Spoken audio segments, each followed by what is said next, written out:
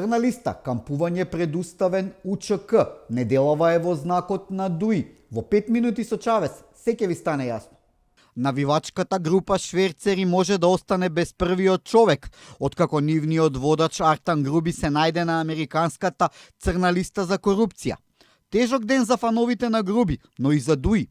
Им преседна кампувањето пред Уставниот суд. Сега ќе мораат кампот да го префрлат пред американската амбасада. Сосема случајно, додека дремеа двајца без тројца покрај Вардар, им стигна непријатната вест од Вашингтон. Им го земаа чаламот, што се вели.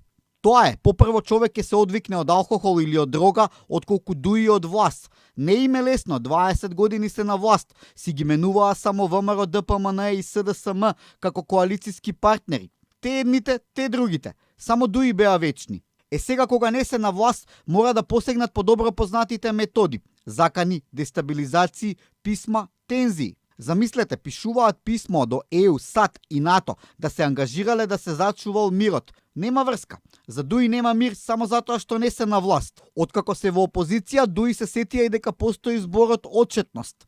Само не знам на која отчетност мислат. На онаа кога внукот на Али Ахмети стана собственик на трговскиот центар Соравија или пак на пералната наречена државна лотарија во која нема кој од ДУИ не е вмешан. Или пак отчетноста на обвинителот Ислам Абази, на кого братот на Али Ахмети му седеше буквално на врат. Да набројувам уште? Крешник Бектеши, сакајќи да го навлече гневот на македонците, вели дека УЧК биле дел од нашата држава. Не знам на која држава мисли, ама од Македонија сигурно не е. Да го подсетиме на комуникето на УЧК од 2001 година во кое бараат славо македонските окупатори да се повлечат од нивните вековни огништа. Дали може би дел од нашата држава е и основачот на УЧК Адем Јашари? Дека УЧК не се ништо друго, туку терористи, убици и разбойници, не го велам јас, туку тоа се зборови на поранешниот генерален секретар на НАТО, Џорџ Робертсон, кој вака ги нарече среде Скопје во 2001 година, а НАТО за албанците е Господ, што се вели. The international community will not allow those democratic institutions here to be undermined by a bunch of murderous thugs in the mountains to the north. Крешник уште се заканува дека ако сакале ќе излезат и 10.000 на улица. Се виде колку сте пред Уставниот суд. Трчи по некој што не сте го пикнале се уште на работа во јавната администрација или пак во Министерството на Груби. Откако пред да си заминат од власт ги наполнија со своји кадри кривичниот суд и апелација, сега на ред за услуга дојдоа нивните кадри во Уставниот суд. Како кецна десетка им дојде одлуката што Уставниот суд треба да ја донесе за неколку члена на Законот за јазиците. Значи не станува збор за никакво укинување на албанскиот јазик, како што ДУИ сака да го представи. За главни подизведувачи на барањата на ДУИ се избрани уставните суди Осман Кадриу и Насер Ајдари. Осман и Насер, како суди и албанци, ќе ја бойкотирале седницата кога ќе се одлучува за законот.